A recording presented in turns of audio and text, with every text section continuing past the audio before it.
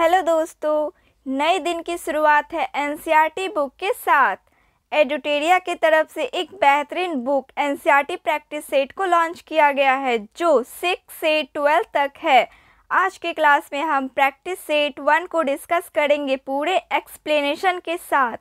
मेरा नाम प्रियंका है और मेरी क्लास में आप सभी का स्वागत है। एनसीईआरटी प्रैक्टिस सेट आधार सीरीज एनसीईआरटी क्लास 6 का ऑल चैप्टर और क्लास 7 का ऑल चैप्टर टोटल 80 प्रश्न है। करेंट अफेयर्स के 20 प्रश्न है। कुल 100 प्रश्न है और ये प्रैक्टिस सेट है जिसका टाइम 1.5 घंटा दिया गया है। इस सेट में कौन से क्लास के कितने पेज नंबर, कौन से चैप्टर पेज नंबर, कौन से पेज नंबर से क्वेश्चन बने हैं, ये सारे व्याख्या दिए गए हैं। तो चलिए शुरू करते हैं।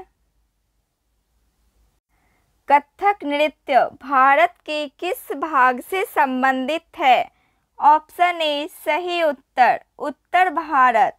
उत्तर भारत के भाग से कथक नृत्य संबंधित है। इसकी व्याख्या को देखते हैं।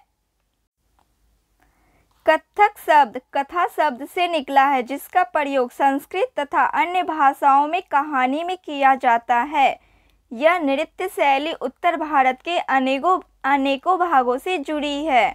कथक रूप से उत्तर भारत के मंदिरों में कथा यानी कहानी सुनाने वालों की एक जाति थी। मेसोलिथिक या मध्य पाषाण युग के संबंध में निम्नलिखित कथनों पर विचार करें। इस समय पत्थर के औजार को माइक्रोलिथ कहा जाता है। यह पत्थर के औजार आकार में बड़े थे। यह कथन गलत है।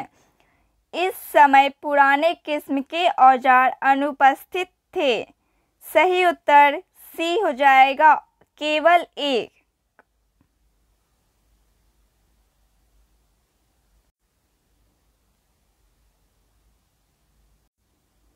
लगभग 12,000 वर्ष पहले से लेकर 10,000 वर्ष पहले तक के काल को मेसोलिथिक मध्य प्रस्तर कहा जाता है। इस अवधि के दौरान पाए जाने वाले पत्थर के औजार सामान्य रूप से छोटे हैं और इन्हें माइक्रोलिथ कहा जाता है। बसहोली शैली किस राज्य से संबंधित है? हिमाचल प्रदेश राज्य से बसहोली संबंधित है। 17वीं शताब्दी के बाद वाले वर्षों में हिमाचल प्रदेश क्षेत्र में लघु चित्रकला की एक साहसपूर्ण एवं भाव प्रणाली का विकास हो गया जिसे बसहोली शैली कहा जाता है। क्वेश्चन नंबर 4, रसमंजरी की रचना किसने की? भानुदत्त। भानुदत्त ने रसमंजरी की रचना की। कुछ व्याख्या देखते हैं।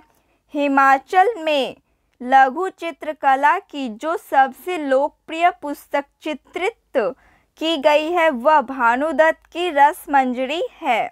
यह क्षेत्रीय लघु चित्रकला की विशिष्ट शैली को दर्शाता है। बृहदरमन पुराण के संबंध में निम्नलिखित कथनों पर विचार करें। इसकी रचना बंगाल में की गई। इनमें ब्राह्मणों को कुछ विशिष्ट प्रकार की मछलियां खाने की अनुमति दी है। ऑप्शन सी, एक और दोनों कथन सत्य हैं।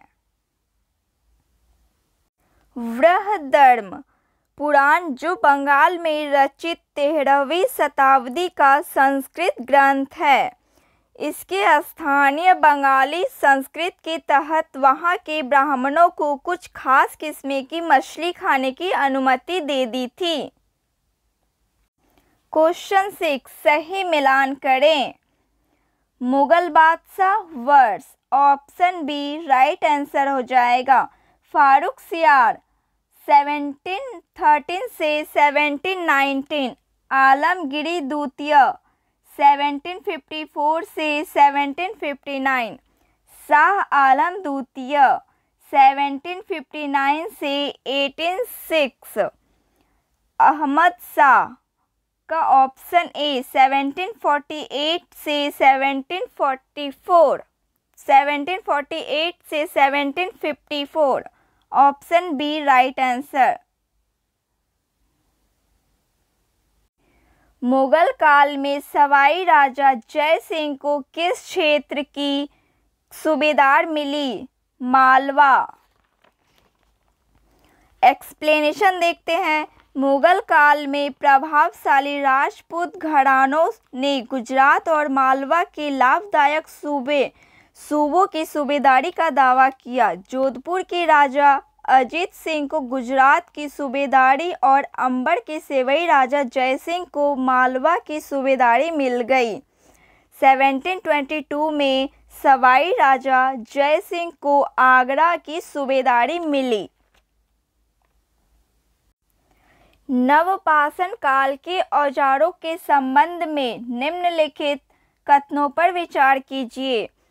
औजार पॉलिश किए जाते थे, राइट है।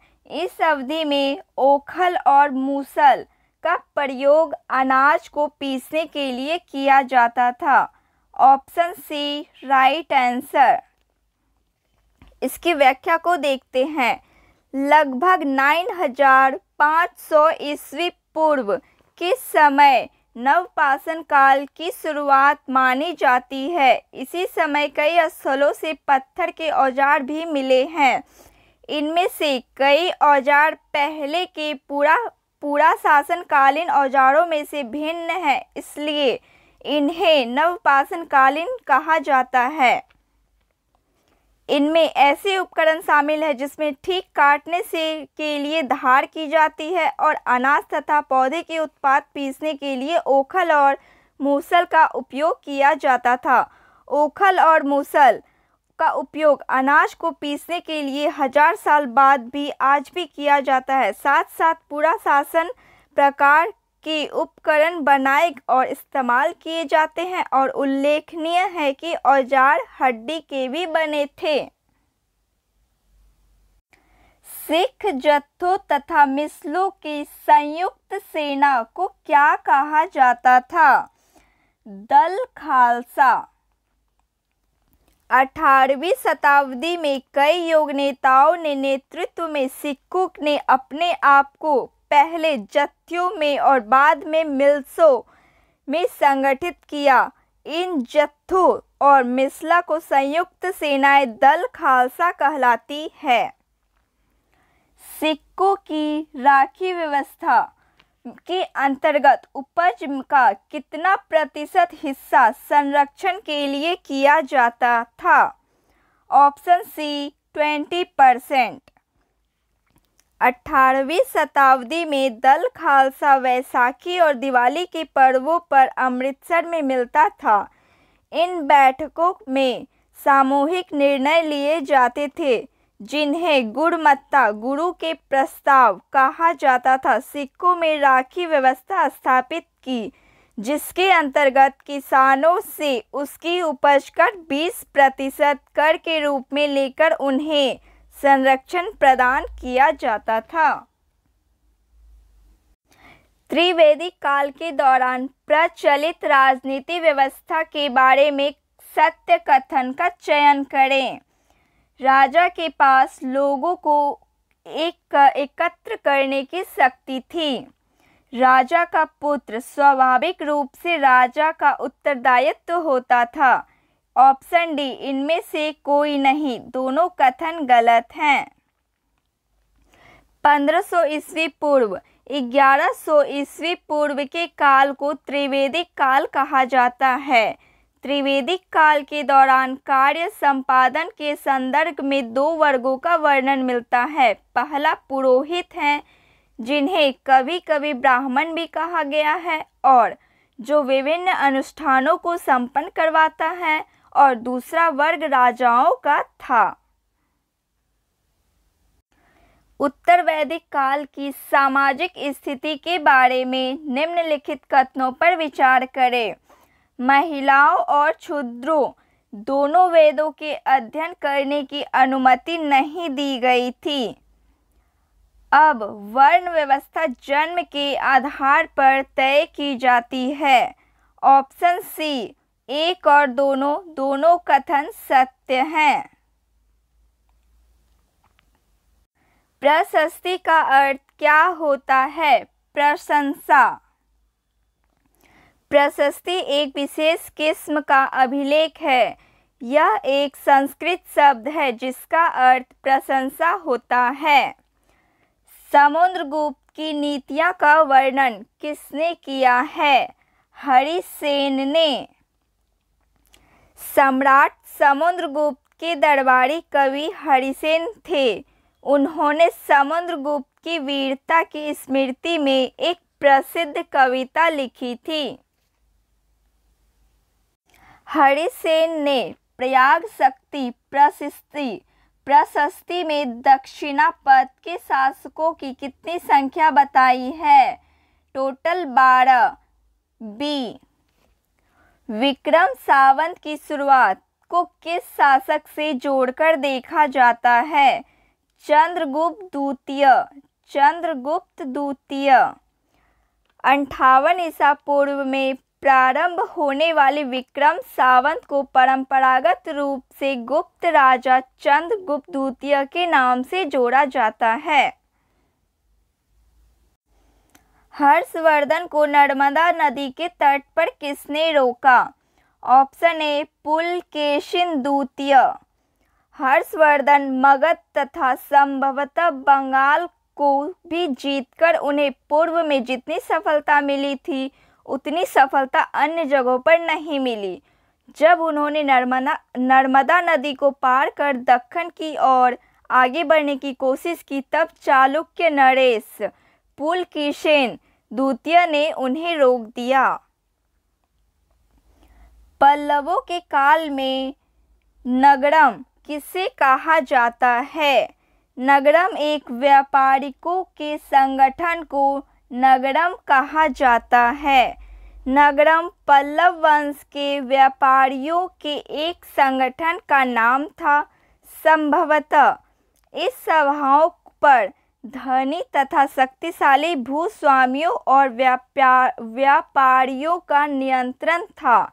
इनमें से बहुत सी स्थानीय सभाएं शताब्दी तक भी काम करती रही है। जनपद का क्या अर्थ होता है? जन के बसने की जगह। महायज्ञों को करने वाले राजा अब जन के राजा न होकर जनपदों के राजा माने जाने लगे हैं। जनपद का शाब्दिक अर्थ जन के बसने की जगह होता है। 20 नंबर क्वेश्चन, महाजनपदों का उद्भव लगभग कितने वर्ष पूर्व हुआ?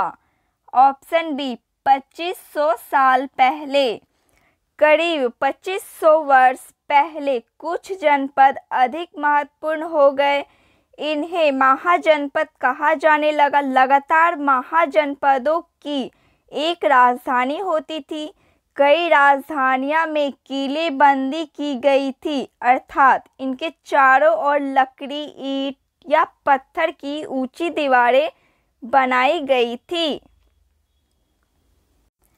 महाजनपद काल के संबंध में निम्नलिखित कथनों पर विचार करें। हल के फाल अब लोहे के बनने लगे। धान के पौधों का रोपण प्रारंभ हो गया। ऑप्शन डी, ना तो एक ना ही दो, दोनों कथन गलत हैं।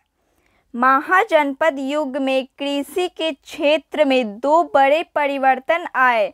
हल के फाल अब लोहे के बनने लगे। अब कठोर जमीन को लकड़ी के फाल की तुलना में लोहे के फाल से आसानी से जोता जा सकता था। इससे फसलों की उपज बढ़ गई।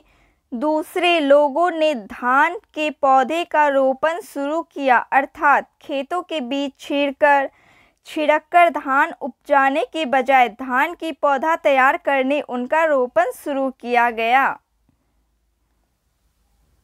पाणिनि के संबंध में निम्नलिखित कथनों पर विचार करें। उन्होंने संस्कृत के लिए व्याकरण तैयार किया है। राइट। उन्होंने एक विशेष क्रम में स्वर की रचना की, परंतु व्यंजन के बाद के काल के उन्होंने अनेक अन्य विद्वानों को जोड़ा गया। ये गलत है, केवल एक सही है। सबसे प्रसिद्ध व्याकरणविदों में से एक पाणिनि थे, जिन्होंने संस्कृत के लिए एक व्याकरण तैयार किया। वज्जिक संघ का निर्माण किस पुस्तक में है? वज्जिक संघ का निर्माण किस पुस्तक में है? दीर्घ निकाय। वज्जिक संघ का यह वर्णन दीर्घ निकाय से लिया गया है। दीर्घ निकाय एक प्रसिद्ध बौद्ध ग्रंथ है, जिनमें बुद्ध के कई व्याख्यान दिए गए हैं। इन्हें करीब 2300 साल पहले लिखा गया था। पुरी उड़ीसा के जगन्नाथ जी का मंदिर किस वंश के शासक ने बनवाया? ऑप्शन डी, गंग वंश। 12वीं शताब्दी में गंग वंश के एक अत्यंत प्रतापी राजा अनंतवर्मन ने पुरी में पुरुषोत्तम जगन्नाथ के लिए एक मंदिर बनवाने का निश्चय किया। उसके बाद 1230 में राजा अंग भीम तृतीय ने अपना राज्य पुरुषोत्तम जगन्नाथ को अर्पित कर दिया और स्वयं को जगन्नाथ का प्रतिनियुक्त घोषित किया।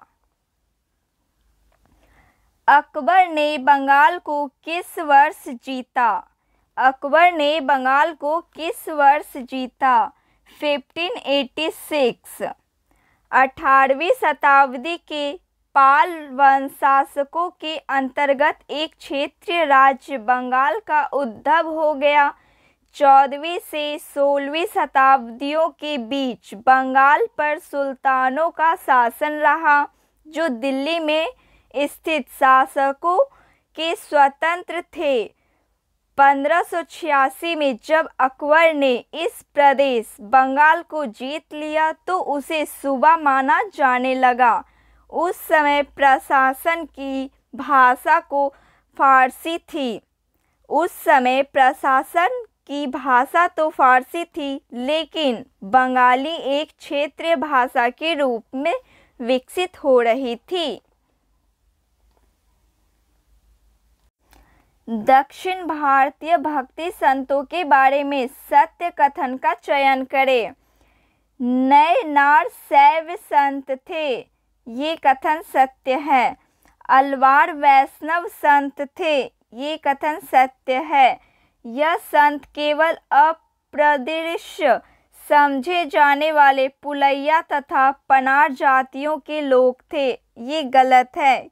केवल 1 और 2 कथन सत्य हैं। 7वीं से 9वीं शताब्दी के बीच कुछ नए धार्मिक आंदोलन का प्रादुर्भाव हुआ। इन आंदोलन का नेतृत्व नयनारों और अलवारों ने किया। ये संत सभी जातियों के लिए थे, जिसमें पुलैया और पनार जैसी अप्रदृश्य समझी जाने वाली जातियों के लोग भी शामिल थे। निम्नलिखित कथनों पर विचार करें। पुहार पांडवों या बंदरगाह था, गलत कथन। मुद्देर चोलों का बंदरगाह था, गलत। उपयुक्त में से कोई नहीं। इसकी व्याख्या को देखते हैं। दक्षिण भारत में चोल, चेर और पांड्या के पास सत्ता के 2 केंद्र थे, एक अंतर्देशीय और एक तटीय। इन तटीय शहरों में से 2 महत्वपूर्ण थे। पुहार या कावेरीपट्टनम यह चोलों का बंदरगाह था और मुद्देर पांड्यों की राजधानी थी। दार्शनिक शंकर के बारे में निम्नलिखित कथनों पर विचार करें। शंकर का जन्म 18वीं शताब्दी में तमिलनाडु में हुआ। वे औदंतवाद के समर्थक थे। उन्होंने जगत को मिथ्या या महा कहा। मोक्ष प्राप्ति के लिए ज्ञान के मार्ग को अपनाने का उपदेश दिया। केवल 2, 3 और 4, इन तीनों में ऑप्शन बी केवल 2, 3, 4 कथन सत्य हैं। भारत के सर्वाधिक प्रभावशाली दार्शनिक में से एक शंकर का जन्म 8वीं शताब्दी के केरल प्रदेश में हुआ था। वे औदंतवाद के समर्थक थे, जिनके अनुसार जीवात्मा और परमात्मा जो परम सत्य है दोनों एक ही हैं। वीरशैव आंदोलन किस क्षेत्र में प्रारंभ हुआ? कर्नाटक क्षेत्र में। तमिल भक्ति आंदोलन और मंदिर पूजा के परिणाम स्वरूप जो प्रतिक्रिया हुई वह बसवन्ना और अलमन्ना प्रभु एवं अक्क महादेवी जैसे उसके साथियों द्वारा प्रारंभ किए गए वीरशैव आंदोलन में स्पष्टता दिखलाई देती है। यह आंदोलन 12वीं शताब्दी के मध्य में कर्नाटक में प्रारंभ हुआ था। महात्मा गांधी का प्रिय भजन वैष्णव जन तो तेने कहिए पीर पराई जानी रे किसने लिखा? नरसिंह मेहता ने लिखा। दक्कन के संत कवियों ने सभी प्रकार के कर्म कांडों, पवित्रता के ढोंगों को और जन्म पर आधारित सामाजिक अंतरों का विषय विरोध किया। यहाँ तक उन्होंने संन्यास के विचार को भी ठुकरा दिया और जिनकी अन्य व्यक्ति की तरह रोजी रोटी कमाते हुए परिवार के साथ विनम्रता पूर्वक जरूरतमंद साथी व्यक्तियों की सेवा करते हुए जीवन बिताने को अधिक पसंद किया। प्रारंभ में नाथ पंथ भारत के किस क्षेत्र में लोकप्रिय हुए? उत्तरी क्षेत्र में। मध्यकाल में अनेक ऐसे धार्मिक समूह उभरे जिन्होंने साधारण तर्क वितर्क का सहारा लेकर रूढ़िवाद, धर्म के कर्मकांडों और अन्य बनावटी पहलुओं तथा समाज व्यवस्था की आलोचना की और नाथपंथी सिद्धाचार्य और योगी जन उल्लेखनीय है। मीराबाई किसकी अनुयायी बन गई? रविदास। मीराबाई एक राजपूत कुमारी थी जिनका विवाह 16वीं शताब्दी में मेवाड़ के एक राजसी घराने में हुआ था। मीराबाई रविदास को अपरिष्य जाति के माने जाते थे कि अनुयायी बन गई। वे कृष्ण के प्रति समर्पित थी और उन्होंने अपने गहरे भक्ति भाव को कई भजनों में अभिव्यक्त किया है। चोल काल में करों के संबंध में वेटी एक प्रकार का ऐसा कर था जिसे नकद में संग्रहित किया जाता था। कदमई एक भू राजस्व था। केवल दो सत्य हैं। चोल काल स्थानीय स्वशासन के लिए प्रसिद्ध था।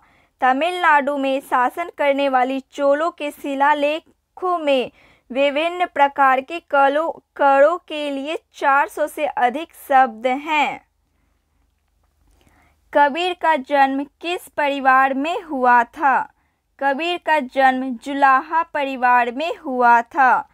कबीर का जन्म संभवतः 15वीं-16वीं सदी में हुआ था।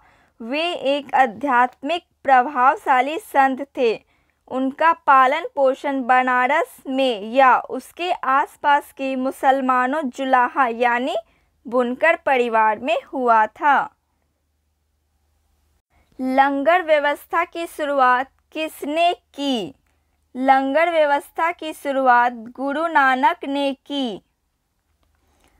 तलवंडी पाकिस्तान के ननकाना साहिब में जन्म लेने वाले गुरु नानक के करतारपुर रावी नदी तट डेरा गुरु नानक में एक केंद्र स्थापित करने से पहले कई यात्राएं की। उन्होंने अपने अनुयायियों के लिए करतारपुर में एक नियमित उपासना पद्धति अपनाई, जिसके अंतर्गत शब्दों भजनों को किया जाता है। गुरु नानक ने उपासना और धार्मिक कार्यों के लिए जो जगह नियुक्त की थी उसे धर्मशाला कहा गया। आज इसे गुरुद्वारा कहते हैं। संस्कृत व्याकरण की रचना किसने की थी?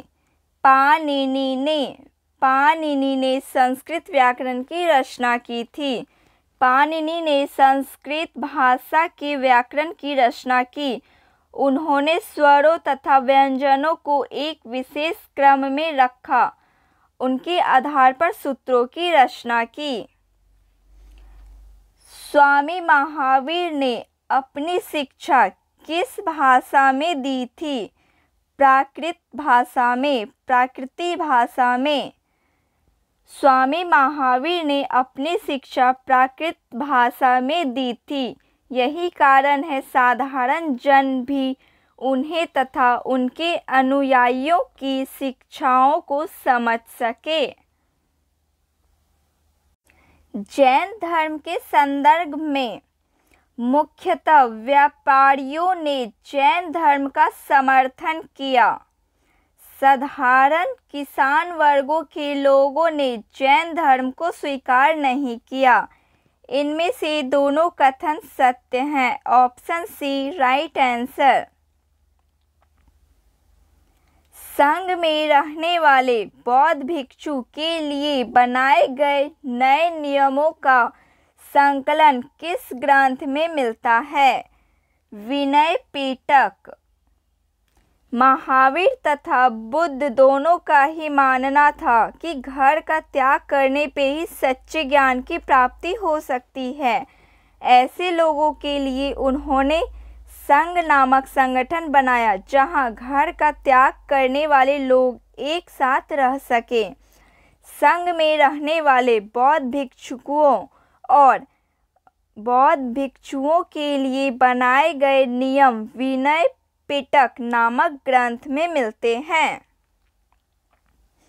निम्नलिखित में से कौन सा कथन बौद्ध संघ के संदर्भ में सही नहीं है? संघ के पुरुषों और स्त्रियों के रहने के लिए अलग अलग व्यवस्था थी। सभी व्यक्तियों संघ में प्रवेश ले सकते हैं। संघ में प्रवेश के लिए बच्चों को अपने माता पिता से अनुमति लेनी होती थी। विवाहित स्त्रियों को संघ में प्रवेश के लिए अपने माता पिता से अनुमति की आवश्यकता होती है। Option D. Option D right answer. Mahayana के संबंध में निम्नलिखित कथनों पर विचार करें। ये बौद्ध धर्म से संबंधित थे। इन्होंने बौद्ध धर्म में मूर्ति पूजा को बढ़ावा दिया। ऑप्शन सी एक और दोनों कथन सत्य हैं। बोधिसत्व के संबंध में निम्नलिखित कथनों पर विचार करें। वे ज्ञान प्राप्ति के पश्चात एकांतवास में साधना करते थे। बोधिसत्व की पूजा काफी लोकप्रिय थे। वे भारत के बाहर जापान, चीन एवं दक्षिण कोरिया में काफी लोकप्रिय हुए। इसका सही उत्तर ऑप्शन बी केवल 2 और 3 सत्य हैं।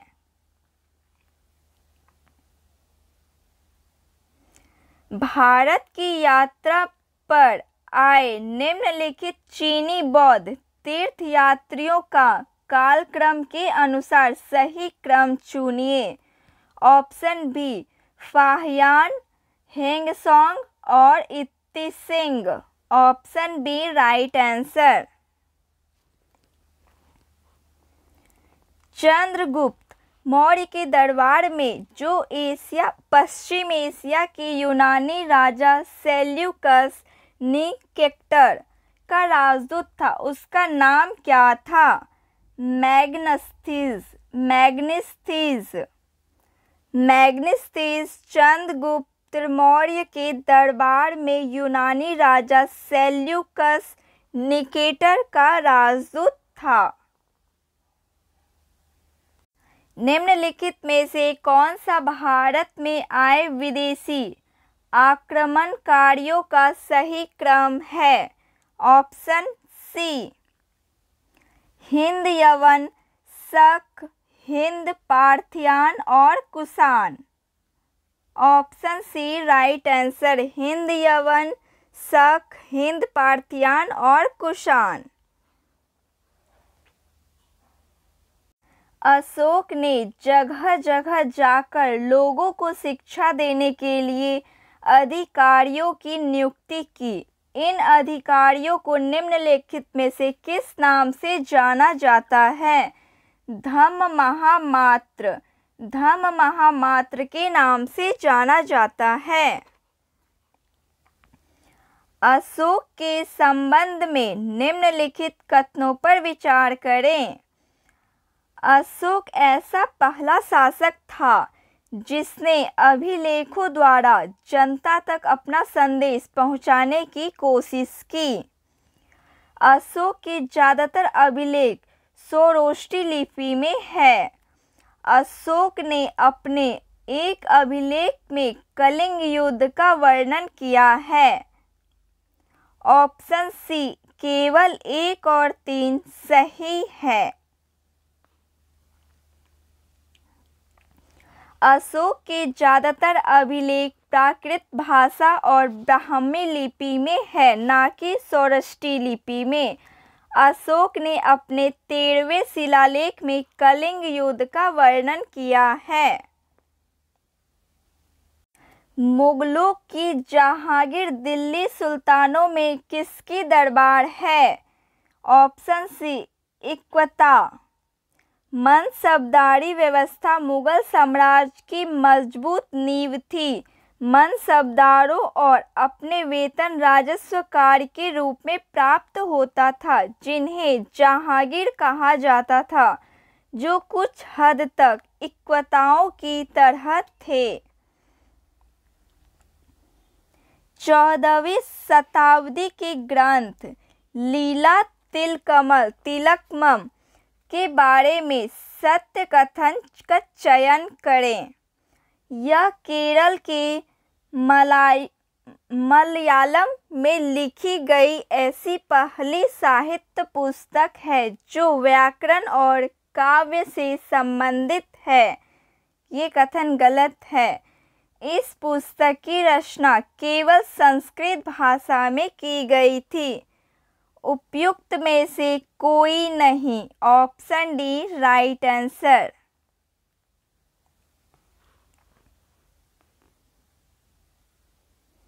निम्नलिखित में से किन स्थानों पर अशोक के शिलालेख प्राप्त हुए हैं? उपयुक्त में से सभी।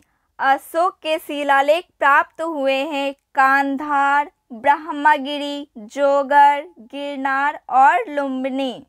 उपयुक्त में से सभी स्थानों पर। अशोक के शिलालेख कांधार, ब्रह्मगिरी, जोगर, गिरनार, लुम्बिनी दिल्ली, वैशाली, सारनाथ, इलाहाबाद, अमरावती और सांची में पाया गया है। अशोक ने धम्म के विचारों को प्रसारित करने के लिए अपने राजदूत को निम्न में कहाँ भेजा था? सीरिया, मिस्र, श्रीलंका। ऑप्शन डी उपयुक्त में सभी तीनों जगह पर भेजा था। अशोक ने अपने संदेश में कई स्थानों पर शिलालेखों और स्तंभों पर खुदवाए गए अधिकारियों को यह निर्देश दिया गया कि वह राजा के संदेश को उन लोगों को पढ़कर सुनाए जो खुद नहीं पढ़ सकते थे। अशोक ने धम्म के विचारों को प्रसारित करने के लिए सीरिया, मिस्र, ग्रीस में राजदूत भेजे। अपने पुत्र महेंद्र और पुत्री संघमित्रा को इसी कार्य हेतु श्रीलंका भेजा। मौर्य साम्राज्य में अक्सर राजकुमारों को कौन सा पद दिया जाता था? ऑप्शन ए राज्यपाल, गवर्नर। मौर्य साम्राज्य के अक्सर राजकुमारों को छोटे छोटे प्रांतों के राज्यपाल बनाकर भेजा जाता था, लेकिन ऐसा माना जाता है कि इन जगहों पर स्थानीय परंपराओं और नियमों को ही माना जाता था। भारत को उपमहाद्वीप कहा जाता है क्योंकि बड़े आकार के कारण। भारत को उपमहाद्वीप कहा जाता है क्योंकि बड़े आकार के कारण, समुद्रों, पहाड़ियों तथा पर्वतों से बटे होने के कारण। ऑप्शन सी एक और दोनों सत्य कथन हैं। महाजनपद काल में अनाज रखने के लिए किस पात्र का उपयोग किया जाता था? ऑप्शन बी चित्रित धूसर मृद भांड। महाजनपद काल में अनाज रखने के लिए चित्रित धूसर मृद भांड का उपयोग किया जाता था। इस प्रकार के पात्रों में अधिकतर थालियों और कटोरियां ही मिली है। ये पात्र बहुत ही पतली सतह के सुंदर चिकने होते हैं। संभवतः इसका प्रयोग विशेष अवसरों पर महत्वपूर्ण लोगों को भोजन परोसने के लिए भी किया जाता है। यह पात्र मिट्टी से बनाए जाते थे। पांडुलिपि का क्या महत्व है? प्राचीन ज्ञान, विज्ञान की बातों की चर्चा, राजाओं के जीवन की चर्चा की प्राप्ति, धार्मिक मान्यताओं व व्यवहारों की चर्चा, स्तंभ लेखों के अध्ययन। ऑप्शन डी 1, 2, 3, 4 चारों महत्व सत्य कथन हैं।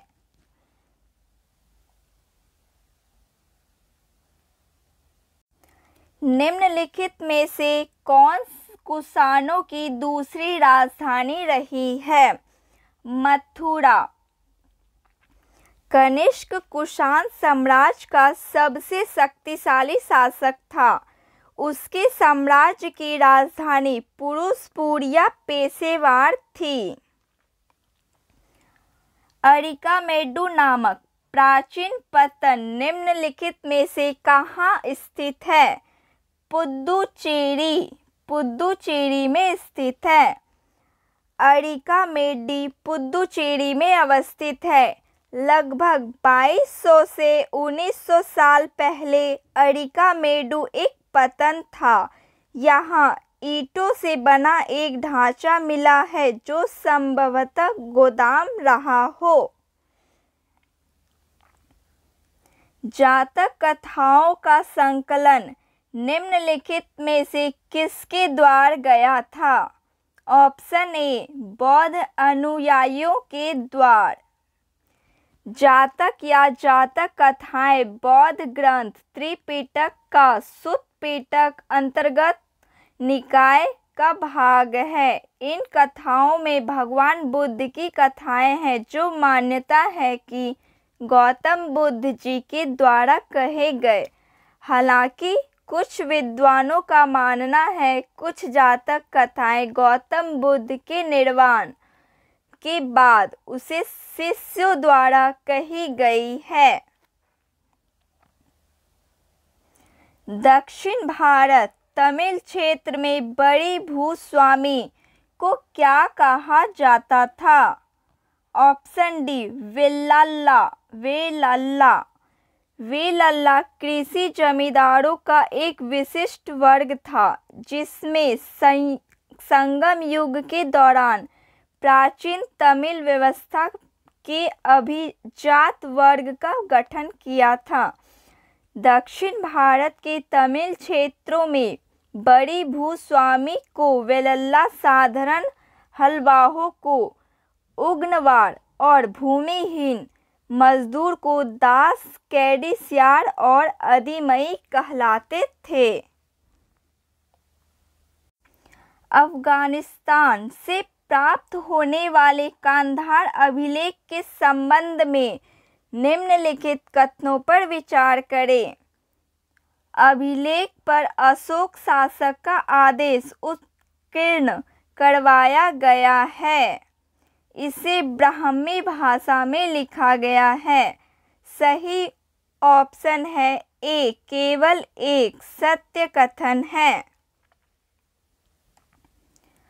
पुरातात्विक स्रोतों के संबंध में निम्नलिखित में से कौन सी चीजें शामिल होती है? Option C 1, 2, 3, 4, 5, 6। ऑप्शन सी अभिलेख, मिट्टी के बर्तन, जानवरों की हड्डियां, धातु, औजार और आभूषण। पुरातात्विक संबंध में इन सभी चीजें शामिल होती है। प्रारंभिक मानव आखेट खाद्य संग्राहक के रूप में एक से दूसरी जगह क्यों घूमते थे? एक जगह रुकने का कारण वहां के फल, वृक्ष तथा जानवरों को खाकर समाप्त कर देते थे। शिकार ढूंढने के कारण, मवेशी का चारा ढूंढने के कारण, मौसम बदलने के कारण। Option D right answer.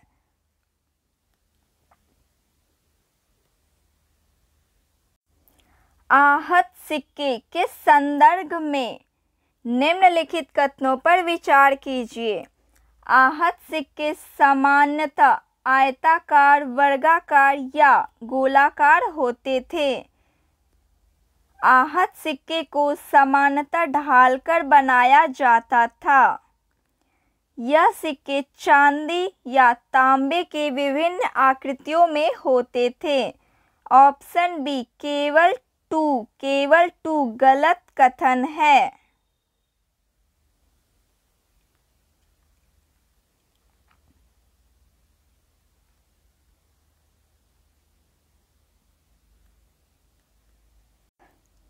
आहत सिक्के के संदर्भ में आहत सिक्के सामान्यतः आयताकार, वर्गाकार, गोले होते थे।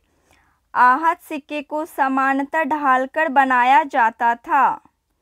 यह सिक्के चांदी या तांबे के विभिन्न आकृतियों में होते थे। कथन गलत। केवल टू कथन गलत है। मथुरा के अभिलेखों में निम्न में से किनका उल्लेख मिलता है? ऑप्शन ए सुनारों का, ऑप्शन बी लोहार एवं बुनकरों का, ऑप्शन सी टोकरी एवं माला बनाने वालों का, ऑप्शन डी उपयुक्त में से सभी। इन तीनों का मथुरा के अभिलेखों में उल्लेख मिलता है। संगमकालीन व्यापार के संदर्भ में संगमकालीन व्यापार के संदर्भ में निम्नलिखित में से कौन सा कथन सही नहीं है? व्यापारी सामानों को ले जाने के लिए केवल समुद्री मार्गों का प्रयोग करते हैं। दक्षिण भारत सोना, मसाले, खास तौर पर काली मिर्च तथा कीमती पत्थरों के लिए प्रसिद्ध था। दक्षिण भारत से रोम से व्यापार के प्रमाण स्वरूप अनेक रोमन सिक्के के लिए मिले। ऑप्शन डी इनमें से कोई नहीं। ऑप्शन ए कथन गलत, सही नहीं है। Option A. बुद्ध की जीवनी, बुद्ध चरित के रचनाकार निम्नलिखित में से कौन थे? अश्वघोष।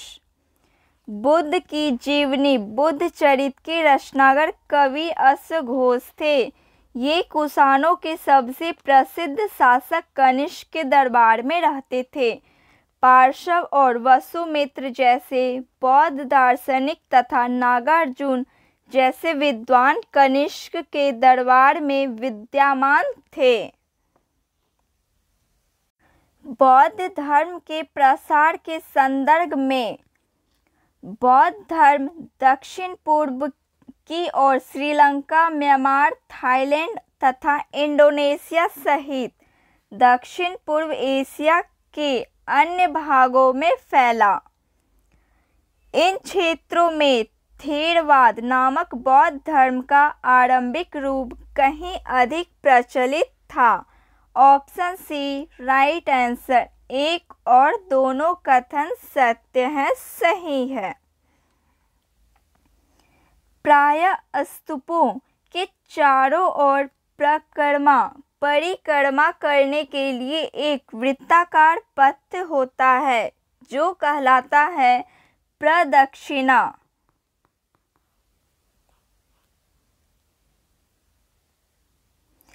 प्रारंभिक मानव निम्न में किस आधार पर पौधे तथा जानवरों का चयन करते थे जिनके बीमार होने की संभावना कम होती? बड़े दाने तथा मजबूत डंठल वाले पौधे, अहिंसक जानवर। ऑप्शन सी 1, 2 और तीनों, इन तीनों पर चयन करते थे। चोलों का महत्वपूर्ण पतन कौन सा था? ऑप्शन सी पुहार। पुहार या पूमपुहार का उल्लेख संगम तमिल साहित्य के कार्यों में किया गया है जो लगभग 3000 साल पहले कावेरी नदी के मुहाने पर दक्षिणी तमिलनाडु में मौजूदा पूमपहाड़ शहर से 30 किलोमीटर दूर स्थित को संदर्भित करता है। यह चोल वंश का एक बंदरगाह था। बुर्ज होम में आवास के संबंध में, बुर्ज होम में लोग गड्ढे के नीचे घर बनाते थे। पुरातात्विकविदों को झोपड़ियों के अंदर तथा बाहर दोनों ही स्थानों पर आग जलाने की जगह मिली। Option C right answer. 1 और 2 दोनों कथन सत्य हैं। कुषाणों के समय बौद्ध धर्म किस नई शाखा का विकास हुआ था? महायान। महायान बौद्धों का दावा है कि आत्मज्ञान उन लोगों के लिए उपलब्ध है जिनके पास विश्वास है और वह अपने धर्म को जीवन के एक साधन के रूप में देखते हैं। हड़प्पाई संस्कृति के संबंध में सही मिलान। वस्तु, आयत स्थान। Option B right answer. तांबा राजस्थान, टीन अफगानिस्तान और सोना कर्नाटक। हड़प्पाई सभ्यता के अंत में के संबंध में इतिहासकारों ने क्या क्या अटकलें लगाई? ए. नदियों के सूखने के कारण, जंगलों के विनाश होने के कारण, चारगाह मैदान समाप्त होने के कारण, बाढ़ के कारण, शासकों के नियंत्रण समाप्त होने के कारण। इनमें से ऑप्शन डी राइट आंसर। इनमें से सभी 1, 2, 3, 4, 5 पांचों कथन सत्य हैं। हड़प्पा सभ्यता के अंत होने का क्या परिणाम हुआ? हड़प्पाई नगरों के लोगों ने छोड़ दिया। मोहरों, लेखन तथा बांटों का प्रयोग बंद हो गया। कच्चे माल का आयात घट गया। नए बस्तियों की संख्या बढ़ गई। ऑप्शन डी चारों कथन सत्य हैं, सही है। सिल्क रूट पर नियंत्रण रखने वाला शासकों में सबसे प्रसिद्ध कौन सा वंश है? सिल्क रूट पर नियंत्रण रखने वाला शासकों में सबसे प्रसिद्ध वंश कुषाण वंश है। अश्वघोष, जिसने बुद्ध की जीवनी लिखी, किसके दरबारी कवि थे? कनिष्क दरबारी के कवि थे। बुद्ध की जीवनी बुद्ध चरित की रचनाकार कवि अश्वघोष कनिष्क के दरबार में रहते थे। रोमन साम्राज्य में भारत के किस वस्तु की मांग सबसे अधिक थी? ऑप्शन सी काली मिर्च। दक्षिण भारत सोना, मसाले, खास तौर पर काली मिर्च तथा कीमती पत्थरों के प्रसिद्ध था। काली मिर्च की रोमन साम्राज्य में इतनी मांग थी कि काले सोने के नाम से बुलाते थे। पुलकेशिन के बारे में निम्नलिखित में से कौन सा कथन सत्य नहीं है? ऐहोल शिलालेख पुलकेशिन द्वितीय की विजय का वर्णन करता है। गुप्तों के खिलाफ लड़ाई और उनकी मृत्यु हो गई। नरसिम्हवर्मन ने पुलकेशिन द्वितीय को हराया और वातापी पर कब्जा कर लिया। पुलकेशिन द्वितीय ने 610 ईस्वी से 642 ईस्वी तक शासन किया। Option B right answer.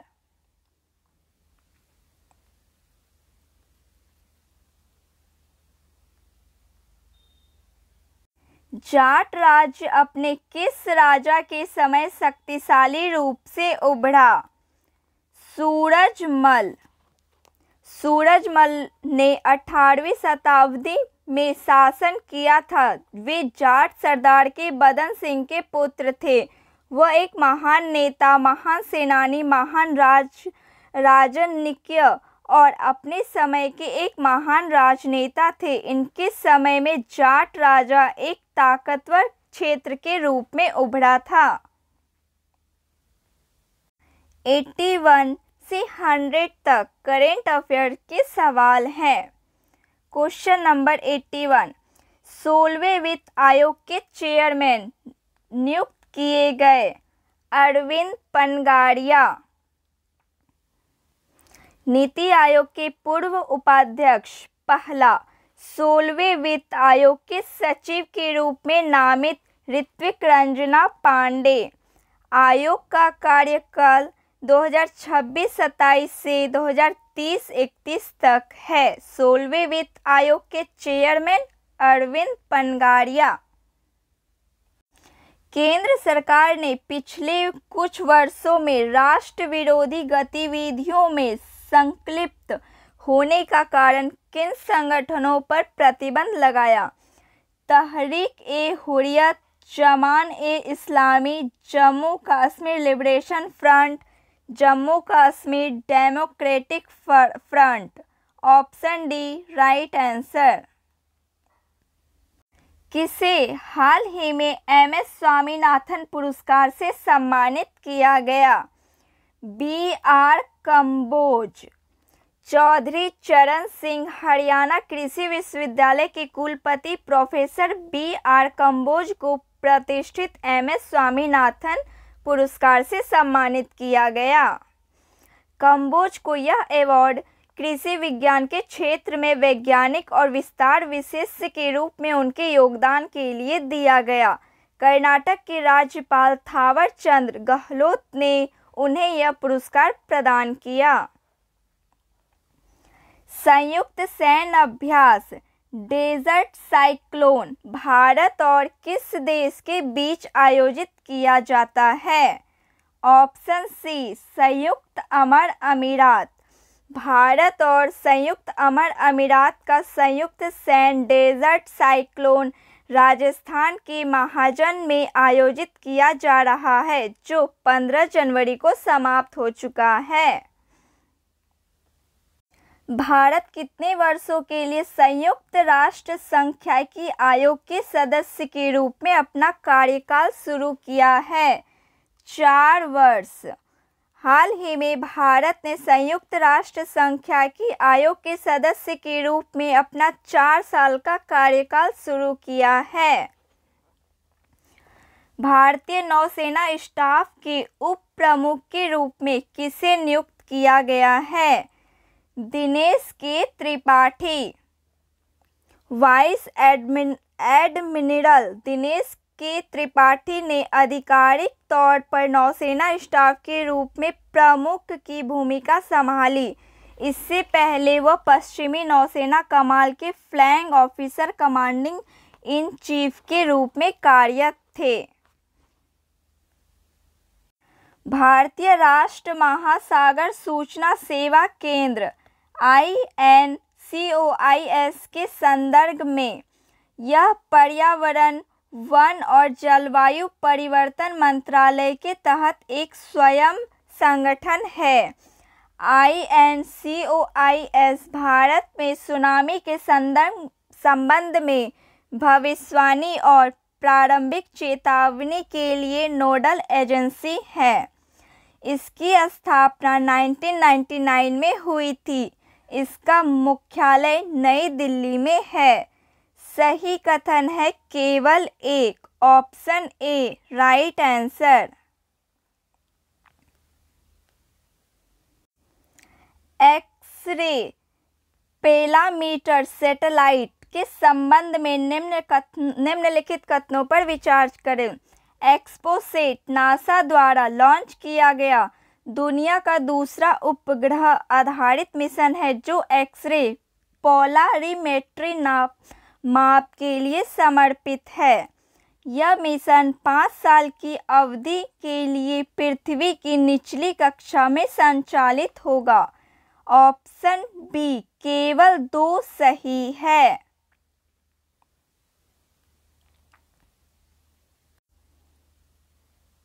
निम्न पर विचार करें। वस्तु और सेवाओं में व्यापार, निवेश, बौद्धिक संपदा अधिकार, ई-कॉमर्स।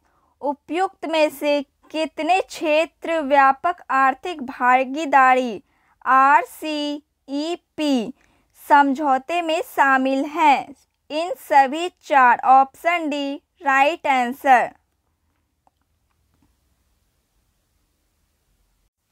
भारत और म्यांमार के बीच मुफ्त आवाजाही व्यवस्था FMR के संदर्भ में यह दोनों देशों के बीच व्यापार और निवेश को सुविधाजनक बनाने वाले एक समझौता है।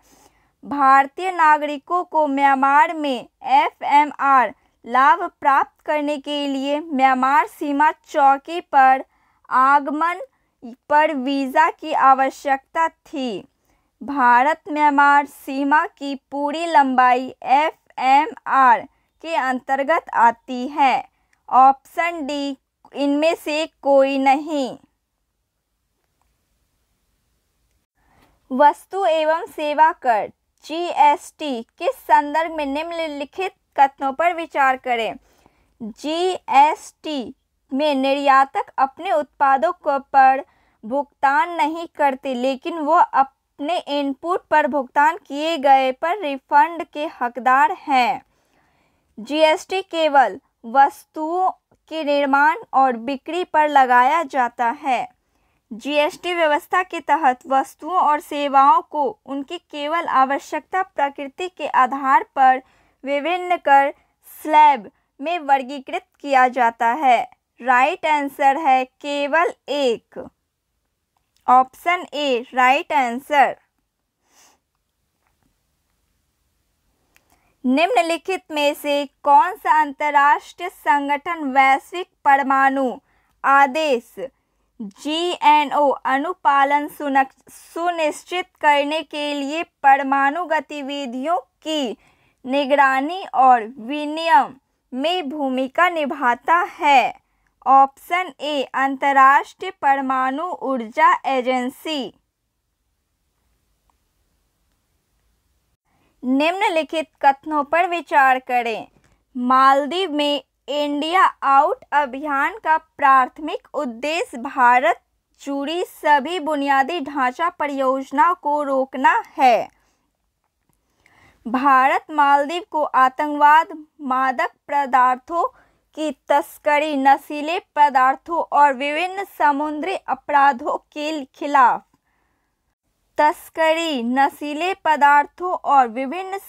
अपराधों के खिलाफ प्राथमिक रक्षा पंक्ति मानता है। भारत मालदीव में ग्रेटर मामले कनेक्टिविटी प्रोजेक्ट विकसित कर रहा है। ऑप्शन बी केवल 2 और 3 सही है। भारत और पाकिस्तान ने हाल ही में एक द्विपक्षीय समझौते के तहत परमाणु प्रतिष्ठानों की सूची का आदान प्रदान किया। इस संधि के संदर्भ में निम्नलिखित में से कौन सा कथन सही है? परमाणु प्रतिष्ठानों की सूचियों के आदान प्रदान प्राथमिक उद्देश्य परमाणु हथियार प्रशिक्षण को सुविधाजनक बनाना था। इस समझौते का उद्देश्य दोनों देशों के बीच आर्थिक व्यापार को बढ़ावा देना। ऑप्शन डी ना तो 1 ना ही 2।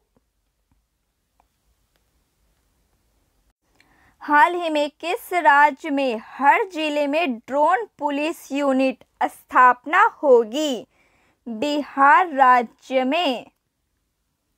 बिहार राज्य में मिशन सुरक्षा का मुख्य उद्देश्य दियारा एवं पहाड़ी क्षेत्रों में होने वाले अवैध कारोबार जैसे शराब निर्माण, अवैध आग्नेयास्त्र निर्माण, अफीम की खेती, अपराध नियंत्रण एवं साथ ही यातायात नियंत्रण एवं विधि व्यवस्था बनाए रखने में। नेपाल में आयोजित Indo-Nepal international tennis ball championship का खिताब पर कब्जा जमाया है बिहार। यह टेनिस बॉल क्रिकेट से संबंधित था जिसका आयोजन नेपाल में किया गया था, जिसमें बिहार ने उत्तर प्रदेश को हराकर खिताब जीता। मिशन इन्वेस्टिगेशन @75 किस राज्य द्वारा लॉन्च किया गया, जिसका उद्देश्य 75 दिनों में सभी FIR की जांच पूरी करना? बिहार राज्य। किसान को बढ़ावा देने के लिए तथा कानूनी व्यवस्था मजबूत करने के लिए मिशन इन्वेस्टिगेशन @75 बिहार द्वारा लॉन्च किया गया है। सड़क हादसों में 2022 में बिहार का स्थान कौन सा है? 13वां स्थान। बिहार में सर्वाधिक मौतों के कारण सड़क हादसा हो रहा 56% लगभग। केंद्र सरकार ने पृथ्वी विज्ञान योजना के तहत कितने करोड़ रुपए आवंटित किए गए हैं? 4,797 करोड़ रुपए आवंटित किए गए हैं। केंद्र सरकार ने पृथ्वी विज्ञान योजना के लिए लगभग 4,797 करोड़ रुपए आवंटित किए हैं। भारत का पहला पनडुब्बी पर्यटन किस राज्य में शुरू किया जाएगा? भारत का पहला पनडुब्बी पर्यटन किस राज्य में शुरू किया जाएगा? गुजरात राज्य में। गुजरात सरकार देश का पहला पनडुब्बी पर्यटन शुरू करने जा रही है। यह प्रोजेक्ट द्वारा शहर के तट पर एक छोटे से द्वीप बेट द्वारिका के आसपास शुरू की गई है। इसके लिए गुजरात सरकार ने मंझगांव डॉक लिमिटेड MDL के साथ हाथ मिलाया है। इस प्रोजेक्ट को दिवाली 2024 से पहले शुरू होने की संभावना है। इस टूरिस्ट पनडुब्बी का भार लगभग 35 टन होगा और इसकी क्षमता 30 यात्रियों को ले जाने की होगी। तो फ्रेंड्स आज के लिए बस इतना ही। क्लास अच्छी लगी हो तो प्लीज़ लाइक शेयर सब्सक्राइब कीजिए। मिलती हूँ मैं एनसीईआरटी प्रैक्टिस सेट सेकंड के साथ अगली क्लास में। जय हिंद, थैंक यू।